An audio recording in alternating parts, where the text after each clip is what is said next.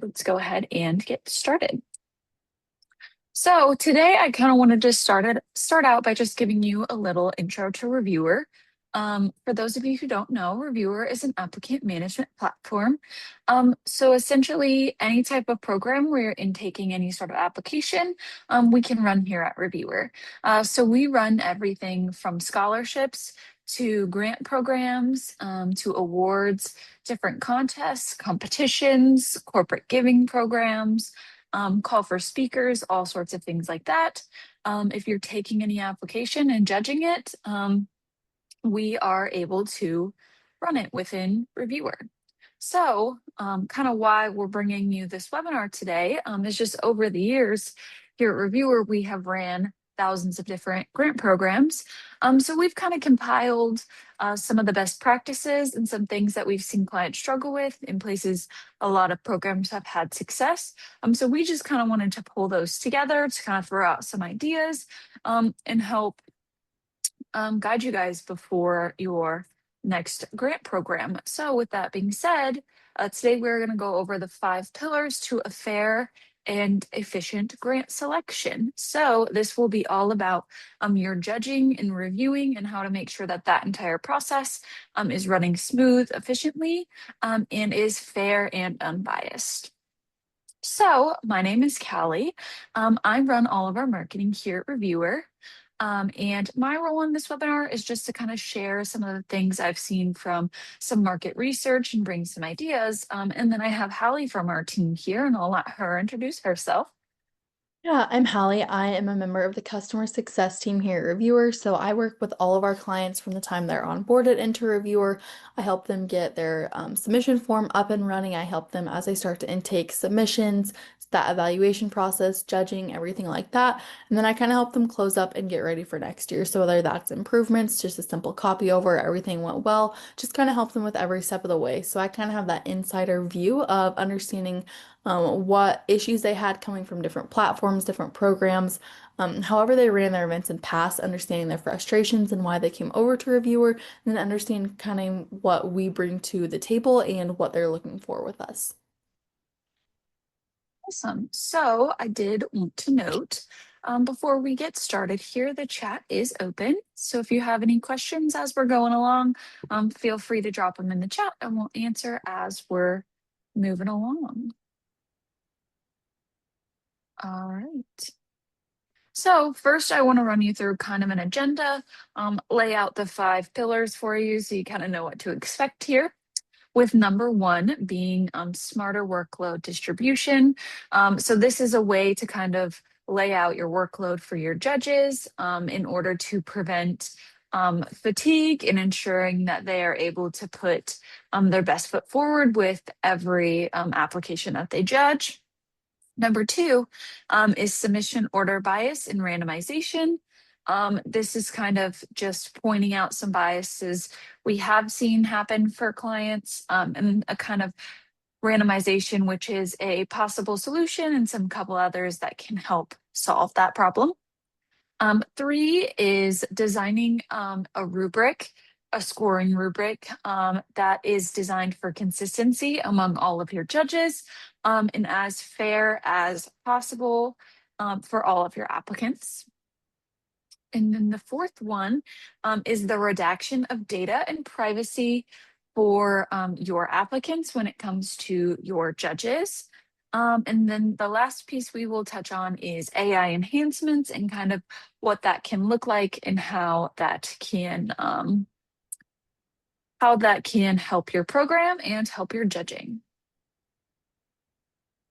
Yeah, so the first thing that we're kind of going to talk about is a smarter reviewer workload distribution. So some of the things that I'm seeing specifically when clients are coming from using different programs is all of their proposals are being evaluated by everyone. Every single submission is being evaluated by every single judge, which then comes with evaluator fatigue. So doing that many submissions, evaluating, spending their time in good quality time, that causes a lot of fatigue and just kind of isn't a little bit of an overload.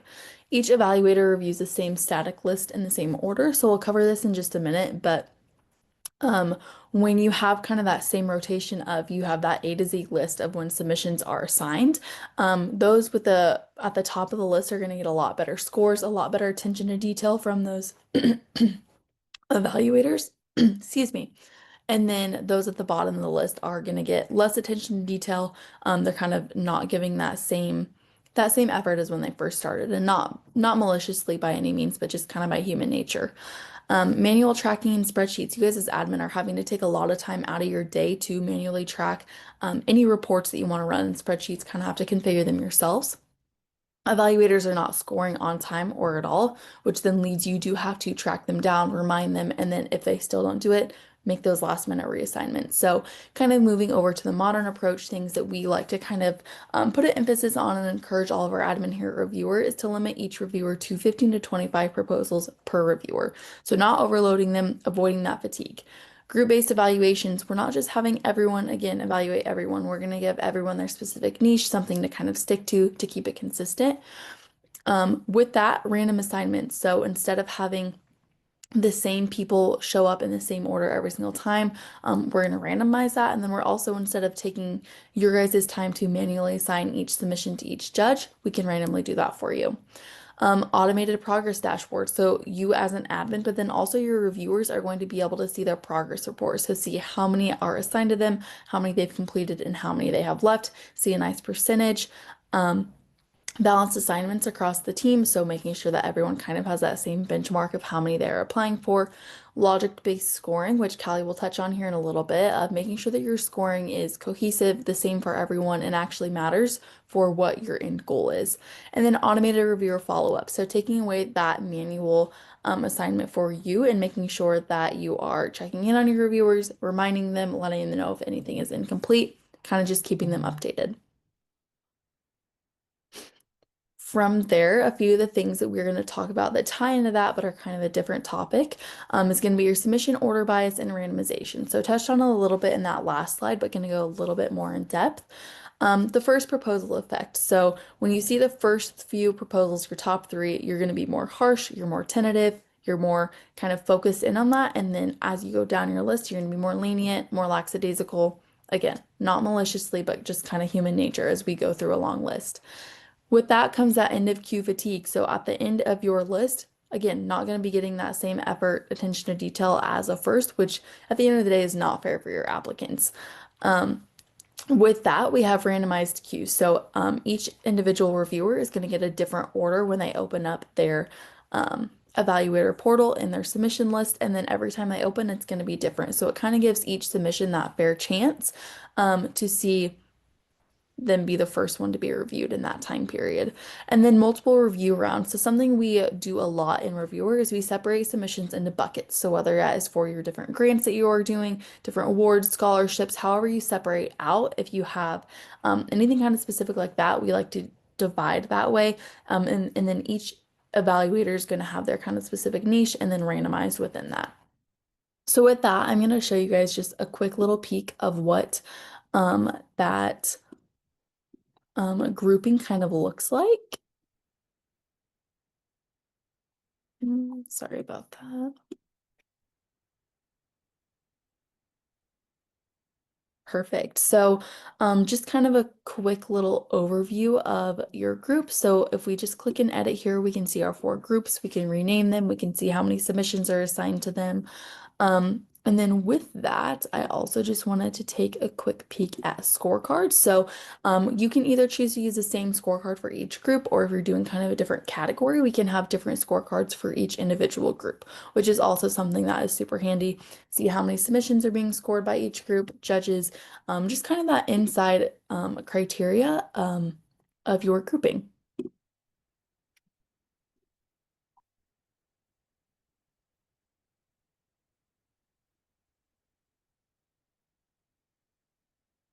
Perfect. And then our next slide, we'll kind of just talk a little bit more in depth about that. Four things about how we kind of emphasize and ensure fair scoring is going to be those buckets. So everyone is into a specific workflow, randomization, so making sure that those submissions are all getting that equal chance of being at the top of the list. monitor tracking your progress in real-time dashboards, which is super valuable to you all as admin, and then completion rates, so your full scores with a full audit trail. So first things first is manual assignment. So you have that option to manually assign. You can directly control who sees what, kind of have that ability to random specifically select who's going to review if you have any bias worries, anything about kind of if there's any workforce correlation and you need to kind of separate that. That's a great way to do it. Batch of grouping, so you can do it based on a logical grouping. That's kind of our bucket system that we talked about. This is also super helpful with phase. So if you do a multiple round, multiple phase event, that's super helpful to kind of separate by phase one group, phase two, etc. And then automated random. So this is going to guarantee an unbiased distribution. Everyone is going to get that same number and it's going to be randomized, balanced workloads, and then multiple reviews per proposal. So not just one person evaluating everything. So I'm going to steal that screen share again from Callie and then kind of show you the options for that judge setup. So if we configure the group settings over here, we can see that we have all of these different options. So the first one is going to be that all judges review all. So that means that every single judge is going to review every single submission. We kind of try to stray away from that because if you have upwards of really over 20 submissions, that is a huge undertaking for your judges who are more than likely volunteers. And so that's not a great experience. That's going to take a lot of time out of their day when more than likely they have another job, just like you all as admin. And so kind of like to avoid that. But if you're running a smaller program, this is a great option for that to make sure that everyone kind of gets that opportunity. Second is going to be that random balance. So we're going to set how many reviews each submission needs to receive. And then based on that, that's going to randomly assign your judges to each submission. Manual pairing. So this is going to be where we can select our submission over here and then assign which judge we want to score each of these submissions. We can also flip-flop that, select the judges, and select all submissions based on that. And then the last thing is going to be judge queue, which is super helpful if you kind of have a wide range of who your judges are. So if you have some who maybe are retired and this is going to be something fun for them to pick up and they don't want to do 3, they want to do 20. This is great because we can set how many scores each submission needs and then based on that we can queue them. So for those judges who only have time for 3, they can do their 3, and then for the judges that do 20, they can do as many submissions as they want until there's no submissions that need any more reviews left. So another just great option for kind of that different variety of what works best for each individual event that you're running.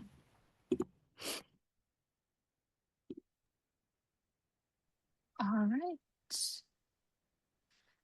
Now we're going to move into our third topic, which is designing a rubric that drives consistency between all of your judges. So our main focus here is just making sure that from judge to judge, your scoring is consistent, which just creates a more fair, equal playing field for your applicants. So some of the best practices and things that we've seen clients having a lot of success in, number one is applying an emotional response to your scoring. Typically, what we see is judges ranking applicants 1 through 5 or 1 through 10. The issue with this is a 6 may be a really good score to me, and a 6 may be not a great score to Hallie. It just depends. I guess every judge would think of a 4 differently. Like, what is a 4 to you based on another person? So, applying a kind of emotional response to that to kind of help them out, we have seen be really successful. For example, if I go back here, you see a 1 is poor, a 2 is fair, a 3 is good, and a 4 is excellent. So, kind of a scale that looks like that.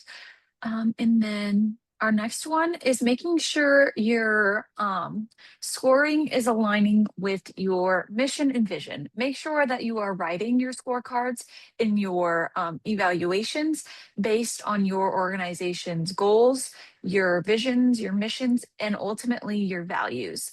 And then up here, based on that, you can kind of weight what matters.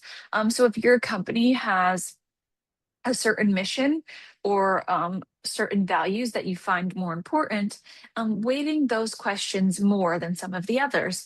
You might have a question that you feel is super important to your organization. So that one may be worth 20% of their overall score, versus some of the others might be less that your organization doesn't value as much. And then moving along, making sure we're just matching our scorecard to the application, question to question, making sure it's directly correlating. And then the next one is requiring a justification if needed. So we have seen where some people require a justification from the judge, no matter what score they get. And then sometimes if they score a really high score or a really low score, and all, say for example, every judge scores it a 6 and one scores it a 2, you would then ask for a justification from that judge for why they scored what they did, whether it's really low or really high. So you or your committee or board can kind of take a look at that. And then the last one is calibration sessions. So this is just a meeting with you and your judges slash evaluators. And you can kind of give them a little rundown of exactly what you're looking for, what you want to evaluate applicants on, and what you see as like standout applicants. Maybe you give some examples, things like that. So just having those sessions so that they're all on the same page before you get started.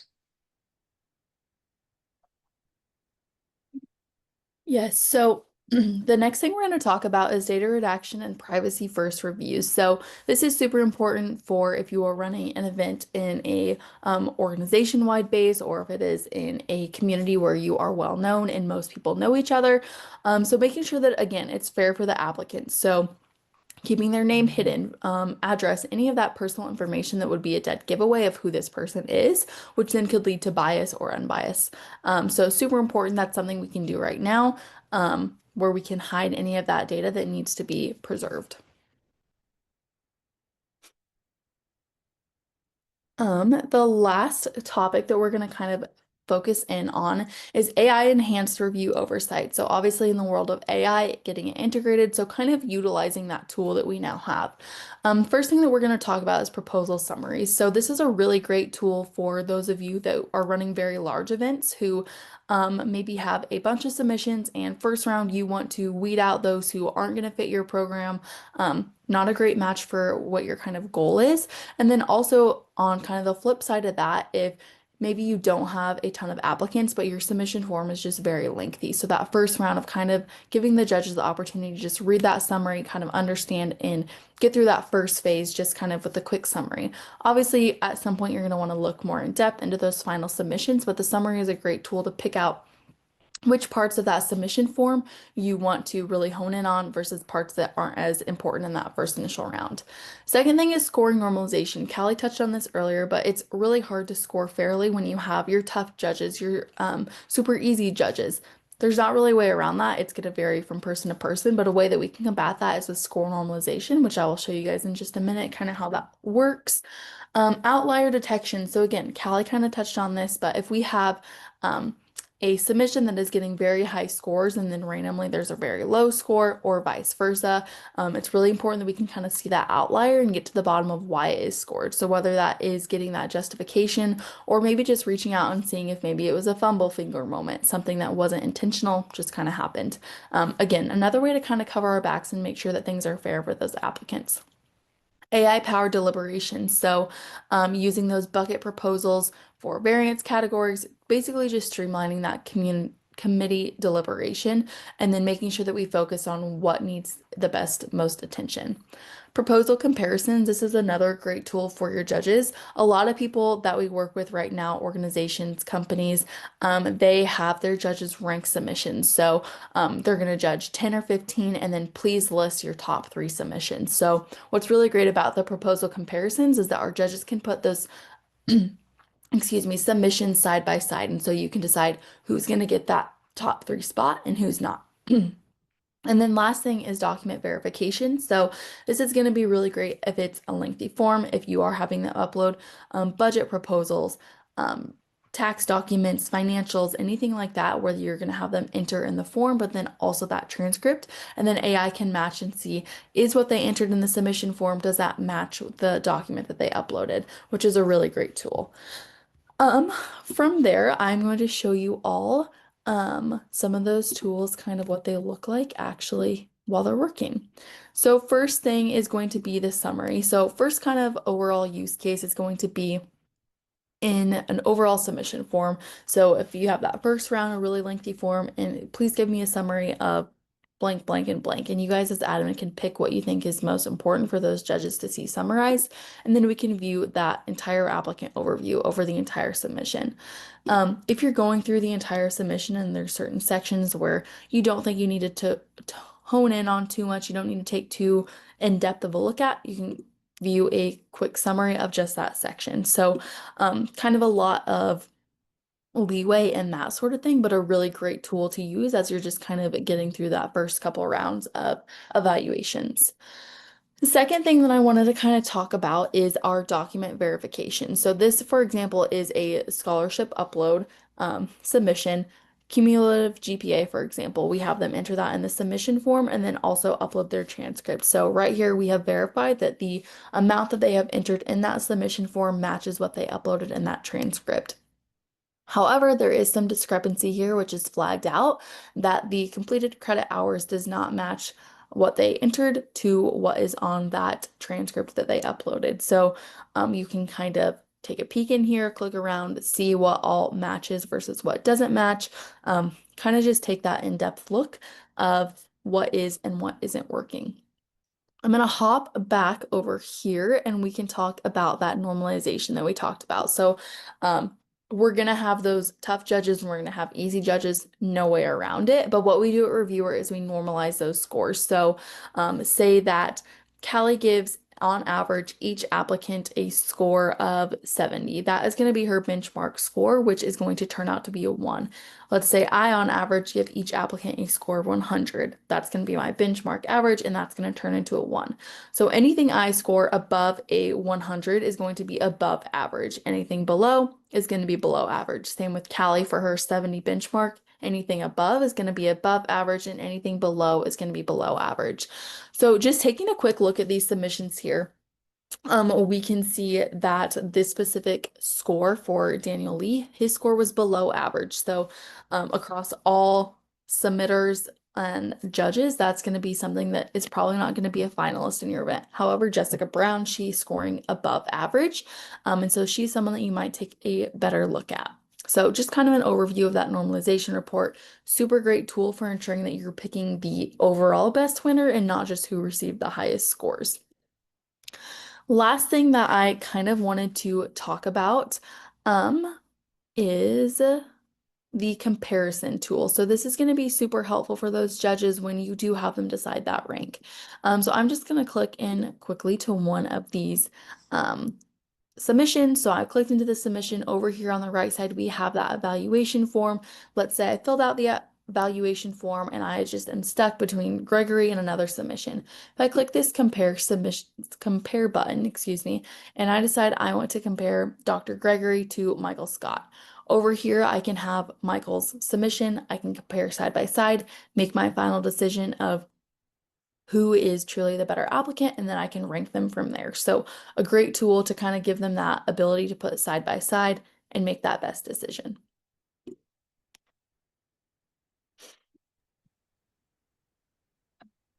Next, we are just going to finish off with kind of a checklist to kind of make sure that you are prepared before your upcoming grant season.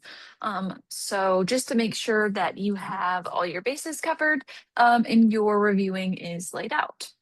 So before you start actually judging or reviewing, a couple of things to check off are making sure you're limiting your workload to 15 to 25 proposals per judge. The next one is build a rubric with anchored scoring levels. So that is assigning that emotional response with the numbers to kind of help your judges out. Run a calibration session with sample proposals. So maybe you have a sample application to kind of review with your judges that scored well, and then maybe one that scored poor, so they can kind of get a baseline there. And then configure your data redaction settings. Make sure you have, if there is sensitive like tax information or things like that that you want hidden, making sure that you have those settings ready to blind that from your judges. And then set up randomized assignments and making sure that your applicants go to a judge to get scored. Then we have during the review period, this is when you're kind of just wanting to keep an eye on everything and make sure that you are on track. So that's obviously monitoring progress dashboards daily. It's super important that you have a dashboard so that you can track through the entire program, and especially where your judges are at, how many you have completed, how many are not completed, things like that. Sending your automated reminders to your judges, tracking your score consistency, making sure you don't have any outliers. And if you do, kind of raising that red flag and addressing that with you or your board kind of taking a second look. And then addressing questions promptly from your judges. And then before your final decision, here are some things that we need to make sure of, which is that your scores are normalized so you can be as fair as possible. Review the outliers that you might have. Document verification, make sure that everything checks out. Prepare a defensible audit trail, making sure that you are able to back up your program and you have everything ready in order to do that if necessary, and then gather reviewer feedback. This is super important to hear from your judges after the program, kind of talk with them, see what they liked, didn't like, if they would change the rubric at all or change the application. Just making sure that you're able to talk to them to kind of adjust from year to year to kind of make their job and things as easy as possible. All right. Well, if we don't have any other questions, thank you guys for attending our webinar and be on the lookout for that follow-up sent by our team. Thank you.